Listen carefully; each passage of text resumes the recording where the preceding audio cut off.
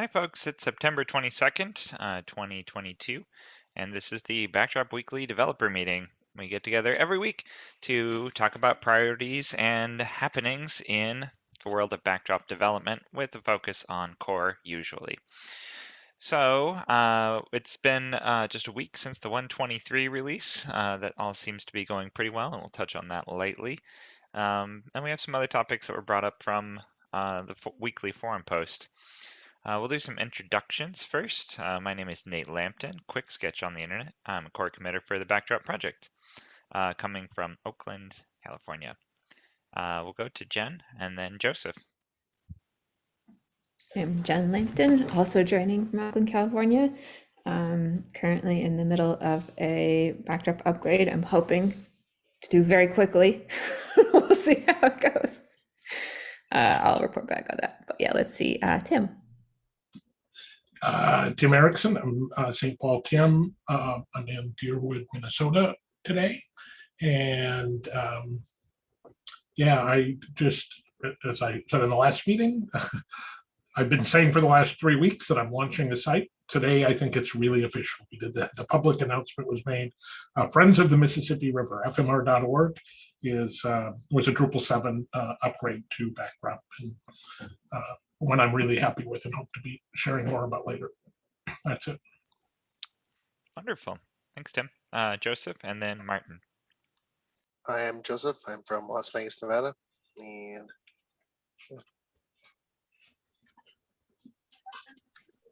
Hi, I'm Martin from the United Kingdom, Yorkshire Pudding on the internet and around Backdrop. All right. Thank you, everyone. Jen, there's some activity in Contrib this week. Can you give us a little update over there? Sure.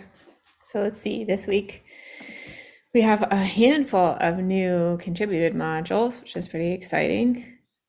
We've got file or filter permissions, ref tagger, views role-based global text, and CKEditor code snippet all have new stable releases this week.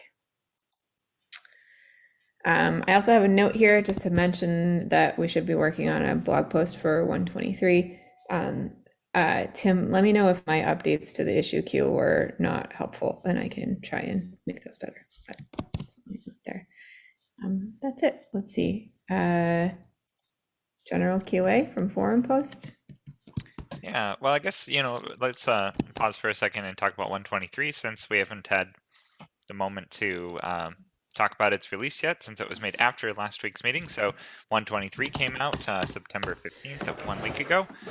Pretty late in the day, but it did come out on time as usual. So yay, celebrate the release of 123. Very successful and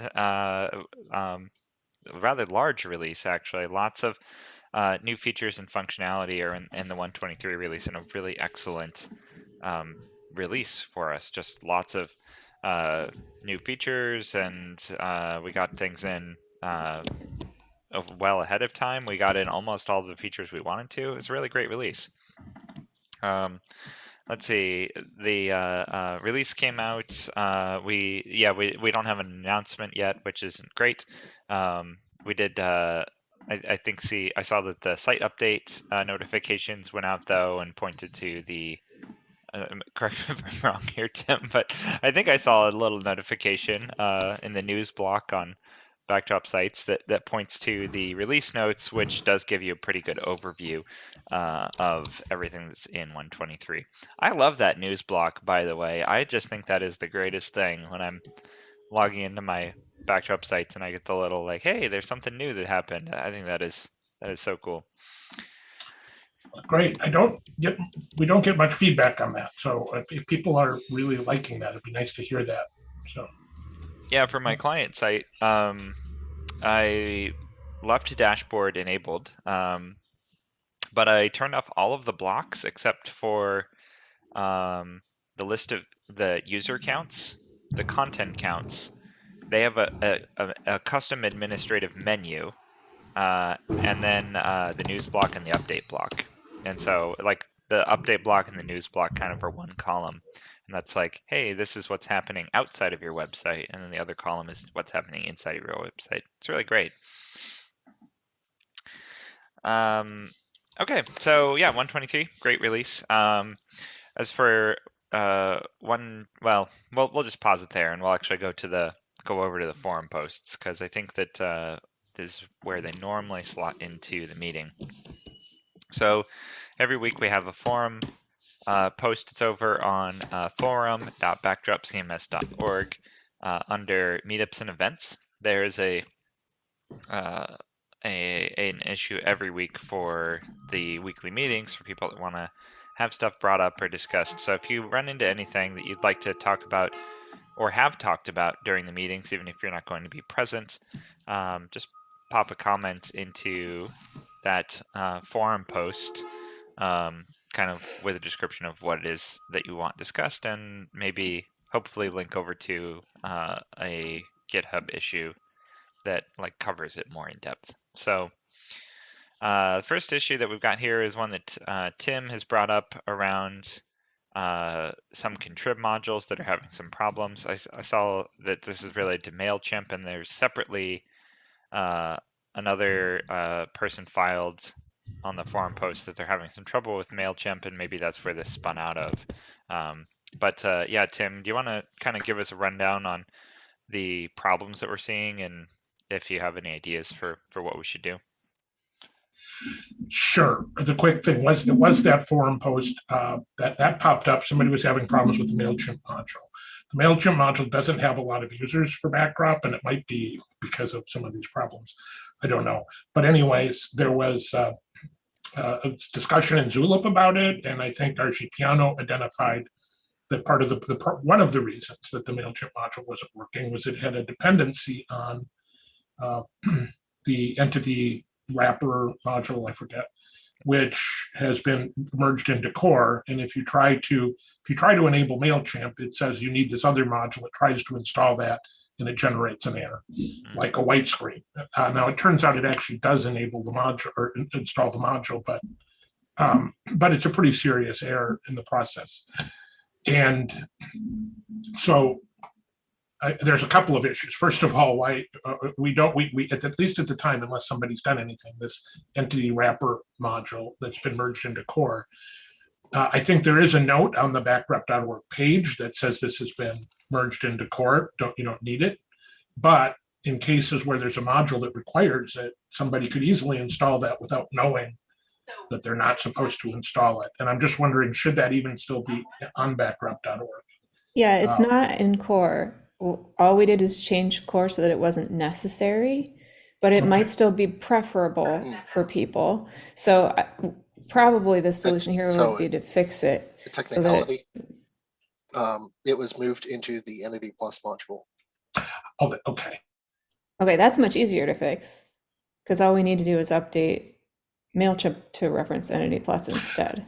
Yes, well, but sure. So that fix happened. So then there was the issue of there's the issue about that module itself, which it apparently isn't needed anymore, but it's still on backdrop.org.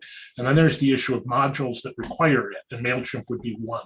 Doc Wilmot went ahead and already fixed the problem with the requirement, and he released MailChimp, a new version of MailChimp. So that part of it's been solved. But we still have this module that's showing up on backdrop.org that could be required by modules and could cause problems if we just leave it the way it is. Yeah, this is a good policy question. In general, what do we do with modules that are like unsupported? And I think in Drupal, they're all left online, but marked as unsupported. We don't even mark modules as unsupported in Backdrop, so we could start doing that.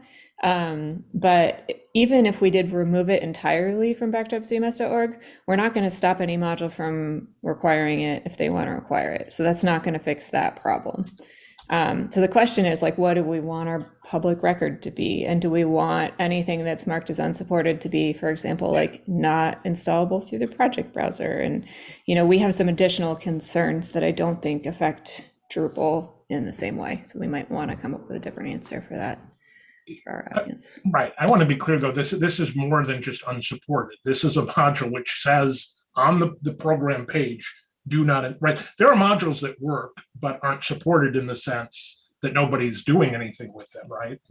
And they might be Yeah. getting kind of old. This is one Yeah, where that's it not what says, that's it not what says, Drupal means by unsupported either. okay. So So yeah, what does unsupported mean? well, it usually means that there's no one taking care of it, and so the security team is like, no, throw a big red error on anyone whose site is running it. But I don't. Maybe we need another word for backdrop too that would be more severe than that. Well, this is like a deprecated module. It's a module that says, don't use this module. Yeah, and we have lots of those too. Yeah, but it's saying don't use it, not because there's nobody supporting it, which there's a difference, right? Right. Like the Drupal Yeah. version is the module might work for you, Uh, but there's nobody supporting it. It could be dangerous. Whereas this is a module that we know doesn't work, right? It's not a question it might work for you. It doesn't. right. Right. So I think the question is like, what do we do with our history? Right? Like, do we want to erase our history? Which I think the answer is absolutely not. But then the question is, how do we protect anyone in the present by not being injured by our history? And so I think we might need a new status for that. And if it's not, go ahead. We do Nate. have a field for maintenance status, but I'm not sure that it does anything. It just prints it on the page. It doesn't. Well, that's one thing that we should probably go ahead and say that one's unsupported, because right now its maintenance status isn't But set. maybe we need a new word. Like maybe unsupported isn't strong enough, like Tim's saying. Well, there's another thing we can do as well, and that's and this isn't a strong wording, but it has a technical effect, and that's the recommended version. So you can set like 1.x or 2.x as the recommended version, and if you set recommended version to none, then that flags the module as being unsupported in update status. Ooh, So let's do that. That's definitely something. Okay, I like this. I feel like we need to document this though, because we're going to run into this like 2 years from now. We did. How about we have, I'm just going to brainstorm this and then I'll write it down if you guys think it sounds good. How about we have, through the backdrop contrib issue queue, we have the way to mark a module as deprecated, or I don't know, whatever we want to call it. So you can open an issue and be like, hey, this module broke everything on my website. I want to let you know. And then have whoever it is who's responding to that issue queue. So right now it's like me and Tim and Greg or whoever, but whoever, who also usually has access to modify those nodes on backdropcms.org can read the issue in the issue queue and go, yes, thank you for letting us know. And then the process would be to change the recommended version and mark it as deprecated, or not unsupported if we don't have a deprecated option, but I think it might be good to add a deprecated option. And then also update the info file to specifically point to the replacement project if there is one, like in this case, so that if you look at it at backdropcs.org, it will say use this module instead. You mean the README file, not the info file. Yeah, sorry. What do you think? Do we need any other steps in there? Where would we document this process? So when you go to create an issue in the contrib queue, it would be in an issue template. And we could put the notes in it. That's just where I was going to start with it. And then it would be like, what is the name of the module? What is the reason for deprecation? Oh, this is under the backdrop contrib group. Oh, okay. Yeah, that's a good idea. And that way anyone could submit one if they're having a problem with a module. And someone else could... and to be really clear, that's backdrop-ops/backdrop contrib. Yes. Which is the application queue and like the I need help with my module queue. I need help with a contrib module. Yes. Port requests also. Yeah. Okay. Yeah. That sounds really good. As far as that's something that we can do right away. There's kind of like this long-term thing that editing, like for a contrib author, everything happens through the GitHub UI. Like you create releases, you create tags, you do everything through GitHub. But there are still corresponding project nodes on backdropcms.org that is done by our integration with GitHub. And kind of the problem that we have is that I'm elaborating just on your explanation, Jen, I hope that's okay. Mm-hmm. that only site administrators on backdropcms.org have access to modify project nodes directly. So that's different than the way that Contrib works in Drupal land, where all of the management is done on Drupal.org, including creating the releases and like modifying the settings as to like recommended versions and stuff like that. And we have a little bit of a problem that not everything can be done through the GitHub UI, and this is one of those things that if a module has a new release, like a 2.x version, there's no way for the module author to say, I want to switch from 1.x to 2.x as being the default. They have to ask someone for help currently. So anyway, that's marking stuff as there is no recommended version also requires a site administrator on backdropcms.org, and so that's going to be our workaround for now. So although that this marking something as no recommended version affects update status, and we'll say this module is unsupported, I don't know if it will affect project browser. So there could be another aspect there. Yeah, I mean, we definitely have an opportunity to try here with entity metadata wrapper to see what happens, because I think that this is, the right thing to do is we should be removing this thing as Sure. being recommended. We have a related issue, and maybe we can solve both of these, which is something in the last one or two Backdrop Lives there was a lot of discussion about, was that sort of modules that are on GitHub in sort of an alpha state that aren't available, that work, but aren't available on backdrop.org, and people are afraid to move them. And I think that we have some general consensus that we'd like to be able to have like alpha modules or beta modules be released on backdrop.org, but not have the project browser install them. I feel like we've talked about that, and there's general agreement that that would be a good way to handle that, is that you can still find the module, you just couldn't install it through the installer. And it seems to me like this is a similar situation, right? Where we have a module which we want visibility of, but we don't want people to accidentally install it and break it. Yeah, we're supposed to already have that first use case in place where, depending on the format of your version string, it either should or shouldn't be available, but I don't think that's working. So we might just need a follow-up issue to fix that. It might not be related to this. This, I think we don't have anything that supports this, and we'll definitely need to add something. And I don't know if the version string is the same solution we'll want, because we really want to mark like an existing version as being not safe, not like create a new version with a new number and mark it as not safe. I think if they're alpha or beta, then they go into the project browser. But I think if they're marked as pre-release, then they don't. I think that's how it might work, but I'm not sure. It was supposed to be that only when it became 1.0.0 or 0.0.1 or something in that semantic version, it would show up. But I think alpha and betas are, and even dev are showing up there. And I don't know exactly why that is happening. Okay. Well, that they may be related or not. Anyways, those are two different issues. It sounds like we have a path forward. The MailChimp is I don't know that we need to talk about. At the time, the MailChimp module was just sort of broken and there was no maintainer. I believe that it's now been fixed enough that it does install, and it doesn't obviously break a site. So I don't know that there's any action that we need to take on MailChimp, other than to let people know that this seems like it should be a really popular module, but it's not gotten a lot of love and there aren't a lot of users. And I don't know if that's something we should be thinking about, but that's a different issue. Yeah, I took a quick look here at the project browser code, which is custom code on backdropcms.org that returns the search results. And its only consideration is, does a project have releases or not? So it actually doesn't even care if it's alpha or beta or whatnot, or unrecommended or unsupported. I mean, it really only cares if there's any release at all. Then it shows up in project browser. So as for like alpha and beta modules, like those will show up as soon as they have a release.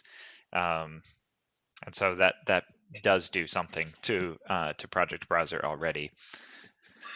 And so it's actually detrimental for our current situations, though, where we want to remove something from Project Browser. We need to make a modification to that custom code that's on backdropcms.org to say, like, which stuff should I show. But another thought too, if that's our current thing, we could remove the release from GitHub for that tag. Well, removing the release from backdropcms.org is what would really do it. Will it work if we remove it from GitHub, but it doesn't? Oh, you mean the release node? Yeah. Ah, interesting. Well, it'll probably get put back though, right? If there's another If- release of, If we don't delete the one on GitHub also, or does it only happen Yeah. on creation? it only happens on release. So if Okay. someone were to create a new release, then it would show back up again, which is Okay. kind of what you would want, actually. So even without any code changes today, what we could do is mark no releases being recommended, delete the release node for the problematic release, or if there's more than one, all of them. And that would remove it from the project browser immediately. Mhm. And then I'll note that here in the issue I'm working on. But long-term solution, we would want that same behavior if a module was marked as deprecated or not supported? Or do you think we want to, like in the future, what do we want our process to be to make those things happen? Yeah, well, I think in the future we should have, if there's no recommended version at all, like sorry, no supported version, then it shouldn't show up in Project Browser. Okay.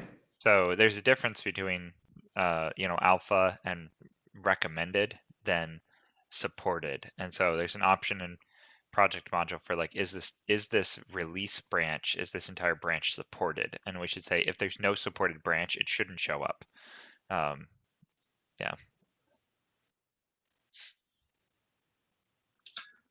So to clarify, if I or someone finds a module that is just plain broken, it's breaking sites upon install, and it's on backdrop.org, we can open an issue in the backdrop.org or the backdrop ops contrib queue. And then someone like me who does have permission is authorized to go in and make these changes, right?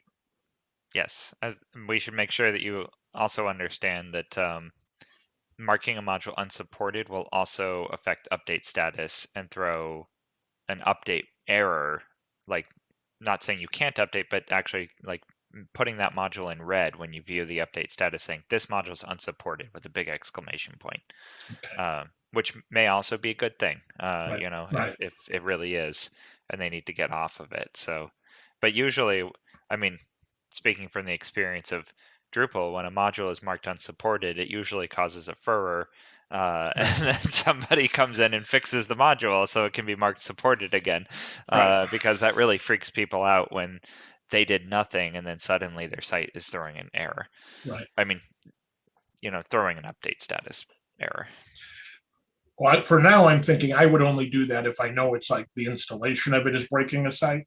Mhm. But there's conceivably somebody that installed it at some point in the past. It may still be working for them, even though it's not installing on new sites. I think that's possible, and that's where that could come up, right? Yep. So, But that might also, that sounds Mhm. actually also kind of like a good thing, Right. Do we need to also consider about where modules have moved from contrib into core within this, and making sure they're dealt with consistently? That's a good question. So modules moved into core, they do a couple of things. So first of all, when you run update.php, it throws a little message saying, a warning that says this module has been moved into core. You should remove your copy. But if you miss that when you run update.php, then another message is shown in the status report, also a warning, not an error, saying there's 2 versions of this module on your site, and currently the contrib module 1 will win because that's the order of importance thing, that core modules are the least important in terms of like when it's searching for modules, and so the contrib one will actually be the one that's running, which again is In some cases, the update hook actually disables and uninstalls the contrib version. yeah, that's true if the module has been merged into another module, like path auto being merged into path module. But if there's literally two modules, like entity reference and entity reference, the contrib and the core one, then it has a behavior of like telling you there's two modules running at the same time. I guess, yeah, there's two situations here, but I guess as far as like marking them supported or not, the process may end up being similar or the same. But yeah, it's a what do we do with those contrib module versions? Well, we have like CK editor and stuff in contrib where we've handled this before, redirect. And for those on the module page itself, we just add a big message that says like this module is only works on before versions, whatever. But one thing that we could do is in the info file, we could add a version requirement to Backdrop Core so that it would only run on versions before the version where the core module was introduced. Yeah, and that might also help. That's a pretty good idea that we should, yeah, that would prevent the module from being used in any newer version. But it would still like leave it there because we don't really want to explicitly throw errors and stuff like that on people's sites that just haven't updated fast enough. But I guess there's also like a question of like once it moves past the two releases, so once it's been what would that be? 8 months. Once it's been 8 months and that version of Backdrop Core is no longer supported, should we be going back and like saying, hey, you got to upgrade because this thing isn't supported anymore? Like nobody's going to be maintaining it at that point, or at least there's no stated obligation for anybody to maintain it after the two minor releases. So that's interesting. I don't think 8 months is long enough to assume that everybody will have updated their sites. So I think setting a message is fine, but I don't know if we want to be any more heavy-handed in that. Yeah, well, that's all that it would do if we marked Yeah. update status something unsupported. Like if they went into their site and checked update status, then it would say, hey, you're running unsupported stuff. But that might just cause new levels of confusion where it's like they try to update that module and they're like, there is no new version of this module, right? And that's because the solution isn't to update the module, it's to update core. Right.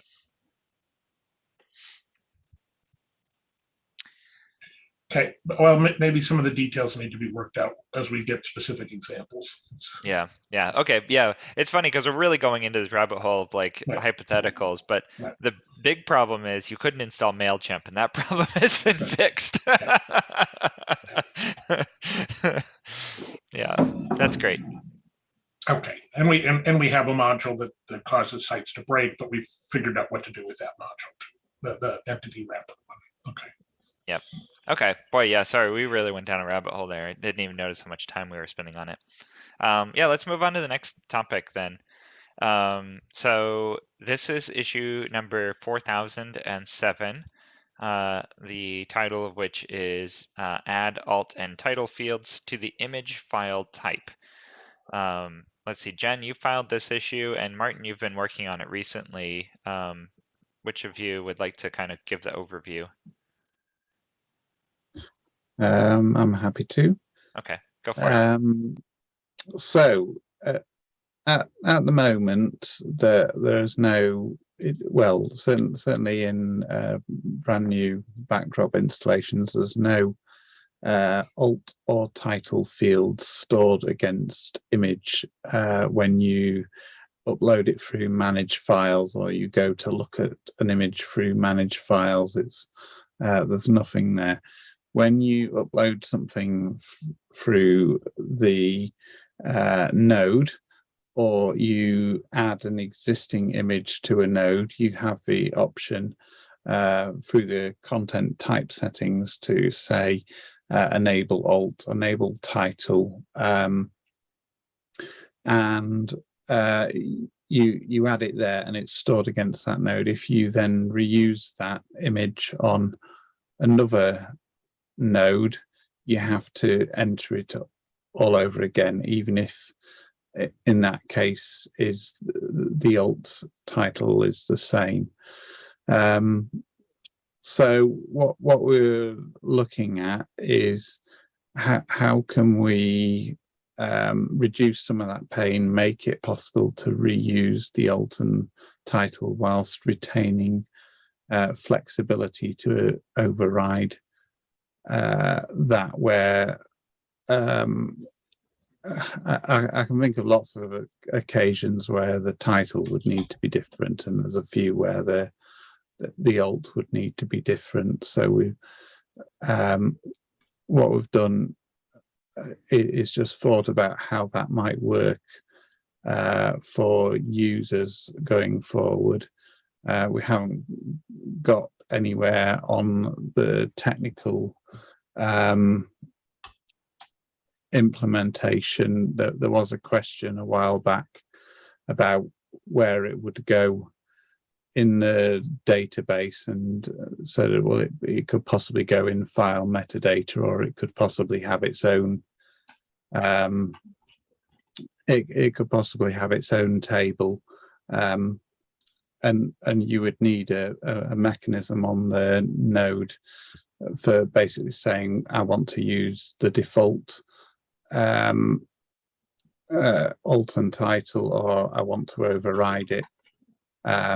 And you would be able to update the alt and title in manage files, and it would update to all of those who haven't overridden it. So that's the general use case, and you could upload it either in manage files, or you could upload the image in the node, and wherever you created it first, that would be the default alt and title, and then any future ones you'd have the option to use that or override it. That was the general approach, and I think where we got to in the design meeting was we wanted to get input from core committers as to how far we should go in that, and how we should think about implementing that. Yeah, the discussion here looks like it's great, and it's covered the concerns that I would have about alt and title reuse. Having one central title and alt and then using it everywhere throughout the site is problematic, as other people have pointed out in the issue already. Yeah, Olaf put some good notes in here, as did Indigo Zala. And yeah, it's totally right that like alt text often needs to be different based on where the image has been used. It could have a different need. I'm not actually I don't use title that often. I'm not actually sure what the best uses of the title attribute are, but it sounds like you're saying that it also would likely need to be different in different situations. So a global central thing is not great. But I like really where you're heading here, where it's like the central one actually just becomes the default, and then on every time you place an image or reuse an image, you have the option to enter in your own alt text, and at the very least, the default would be used to populate the fields. One thing that gives me pause is that pretty much anytime you have like a global versus override situation, it causes a lot of confusion about which one is being used where. And yeah, I think that part we may need to work out a little bit. I'd also like to hear if there's any alternatives to this, because I think that it's going to be helpful, saving people entering the same thing again.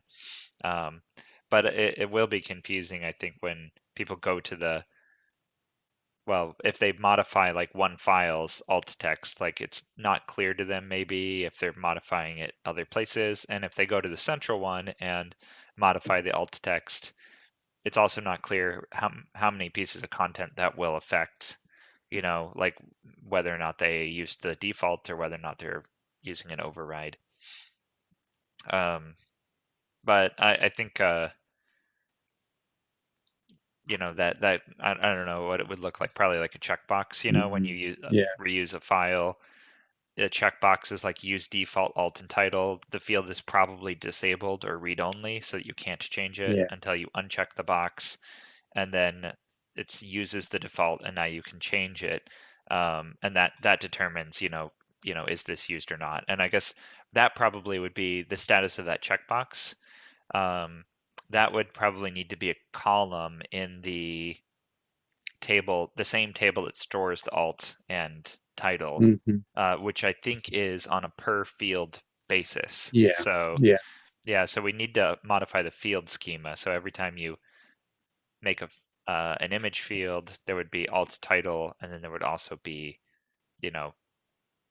use override. I don't know what the column would be Yeah. called, but yeah, there'd be another column there. And then if checked, then that would go, get the alt and title from the entity instead. Yeah. Yeah, seems, yeah, let's try it. It sounds good. There's also kind of like, I do have some question about how the image entity like will provide fields on it. There is kind of a question of like, how special do you want those fields to be? Like, do they come, like, are they always there? Like, can you disable them? Do they have just a special name where it's like if you name a field alt, then it automatically gets picked up? Or do we have a configuration option that says which field is the alt field, which field is the title field? Or do we make it not configurable at all? A module like image or file module could declare that this entity type bundle image, the file image bundle, file entity image bundle, it just always has this field, and you can make those like a like the body field essentially is one of these like special fields where it exists out of box, and I don't even think you can delete it. It's just like this field is like always there, and it's just whether or not you want to add it to your bundle or not, and that makes it so that it doesn't get the field prefix, like the custom fields that you create as a user all prefixed with field underscore, but modules can provide fields that are namespaced differently or not namespaced at all, like the body field. So I would lean a little bit towards that direction. I think that we would have a field named alt and a field named title. Oh, field named image alt and a field named image title. Yeah, I can see that being a or yeah, something, or alt yeah. attribute and title attribute or something. Mm-hmm. Oh, title. That's yeah. Yeah, I think image alt and image title probably works. Is the clearest. Yeah, and I think that's fine if it's exclusive to the image media type specifically.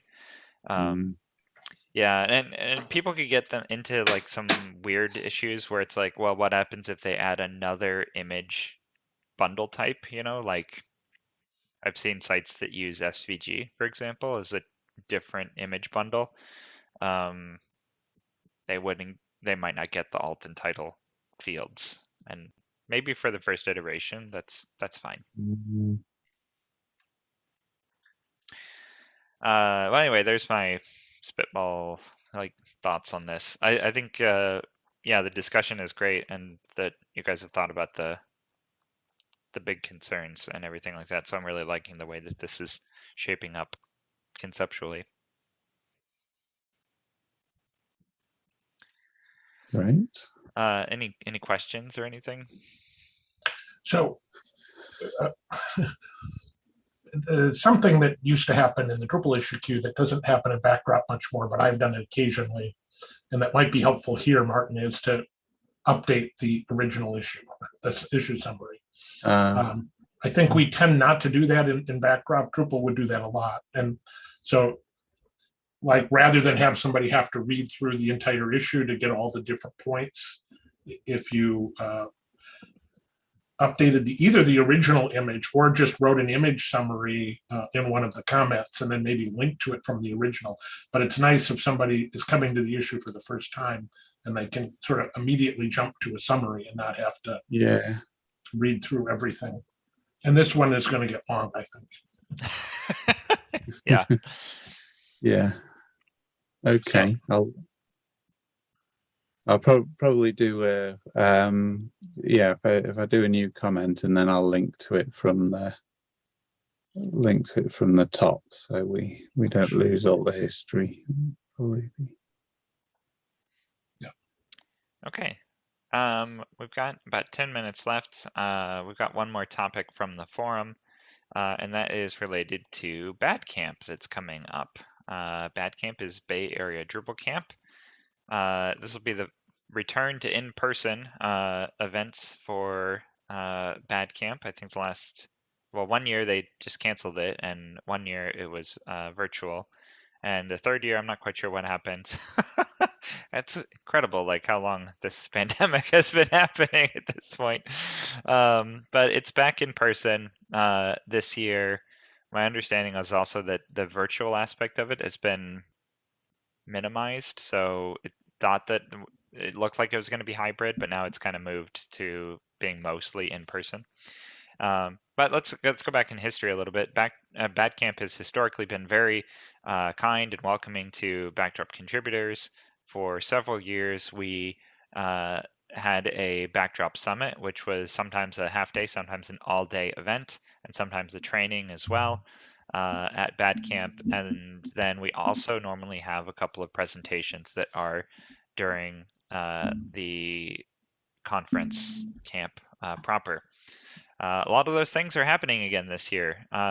We have a couple of presenters that are coming from community members that are happening during the conference itself. And the day, let's actually, hang on, Jen, I'm just going to pass this over to you as for like the schedule for the day, because there's both a summit and a sprint that are both happening. So can you talk about those? Sure. So the Backdrop Summit happens Friday morning, 9 a.m. to 12 noon, Bad Camp time, Pacific time.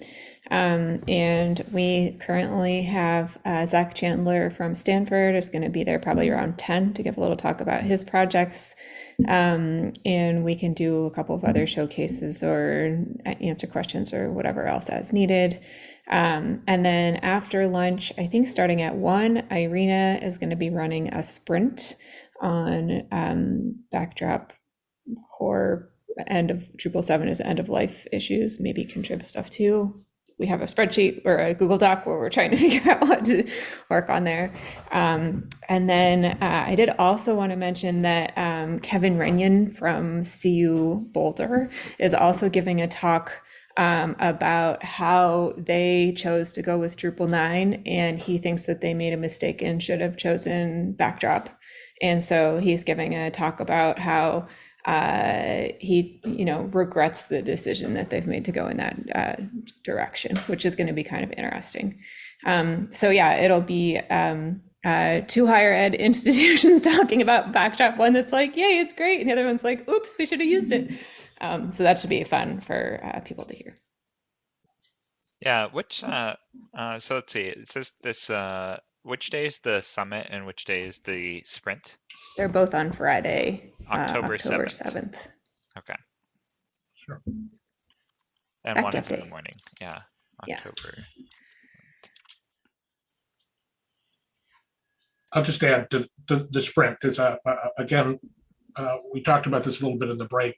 I think Irina is really looking forward to really kind of starting a longer term initiative on trying to improve the Backdrop upgrade process. And she, my understanding is she has a couple of sites that are in the pipeline, and wants to fix things and maybe even has some funding. And so this sprint is kind of designed to kick that off. I think she was also motivated by the fact that the softening relationship, or the improving relationship between the DA, the Drupal community, and Backdrop. This is a chance for us to sort of talk to them about how we can better work together, and that all tied into this sprint. But what we're doing right now is figuring out what our priorities are and what we can do to prepare, not just for this sprint, but maybe for an extended, effort to make the Backdrop process easier. She's identified one issue that is this upgrade UI to import a database from Drupal 7 directly into Backdrop is one issue she wants to work on. .gomod has a proof of concept module ready that we can use. But I think also talking about like the Backdrop upgrade status module for Drupal, there's a bunch of open issues on that, and those are things we can get better. But what we really want to hear from is we want to hear from people who can give us input on like what the priority should be and point us at issues that we can focus on and ones that would be good for a sprint. So that's it. Yeah, great. So my plan is that I will be participating in the in-person sprint. Irina, is our organizer. So it's funny because she has an agenda, like personal one, not like. I mean, she also probably will have an agenda for the day, I hope, which would be great. But that's fine. I think that sounds great. Like if if we want to have a particular focus point for the sprint to to work on upgrades in particular, sounds great. Yeah, I see that Doc Wilmot's D2B migrate module, Drupal to Backdrop migrate module is a potential starting point, and yeah, that should be fun. It's also kind of interesting. Like I'm not sure how many contributors we'll potentially get, but if anyone is attending BADCamp and they would like to participate in Backdrop development or just have some questions answered, I encourage you to come to both the summit and the sprint day, because like all sprint days, like you usually don't walk away like at the end of the day with something saying we did it, like there's not a release. Usually there's rarely even a commit. Usually the best thing that you get out of it is the ideas and the momentum to actually execute something after the sprint has been complete. So even if you're not interested in doing this particular upgrade initiative, if you are interested in learning anything about Backdrop development or participating in any way, show up.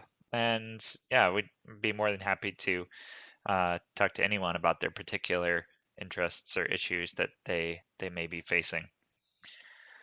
So yeah, this sounds great. Yeah, we'll see. Got an online component, Tim. Maybe also like we can say that Right. I don't quite know what we should commit to there, because usually the in-person aspect is so overwhelming with and Right. requires people's attention that I don't think I could like commit to like saying, hey, I'm going to be reviewing issues at this time, because that's not what I'm going to be doing. No, I think what we need though is a greeter. Ideally we'll have somebody commit to being in a Zoom room or in a Jitsi room for the time of the sprint to just sort of welcome people and answer questions online. They don't have to be a core committer, I don't think, or anything like that. But you're right, we can't count on. So I'm not sure yet if I will be in the room or online. If I'm not in the room, I will volunteer to do that online. But there's a good chance that I'm actually going to get out there and be in the room. So then ideally we would have somebody else that's committed to being just at least a greeter in the room to welcome people and answer questions. Okay. Yeah, I love that. Yeah, we've got a couple of weeks to figure that out, but not anymore. No, I think it's just about 2.5 weeks or 2 weeks, maybe. 2 weeks from today, Yeah. actually. Yeah. So if, please, so we need somebody quickly. If you can just volunteer to be sort of like, if you think of it like office or or weekly office hours, or you just, at the very minimum, just sort of hang out in the room and talk to anybody that shows up. That's the minimum we need from you. There's a chance that Wilbur might be willing to do some of that, but somebody else would be helpful as well.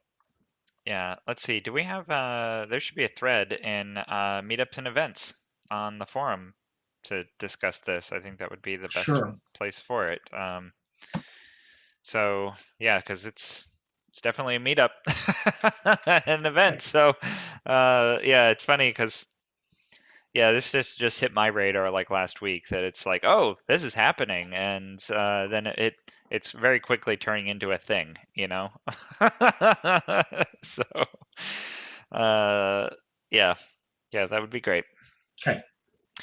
Okay. Well, we're all out of time for today. Again, great job everyone on the 123 release. It was a big hit. And yeah, we'll talk more about 124 and priorities in the next couple of weeks. Although, since we're talking about Bad Camp, you know, the next meeting will be during Bad Camp, which may occupy several of the people in this room's time if Tim is here. I say here because we're in the Bay Area as well. So yeah, we'll see.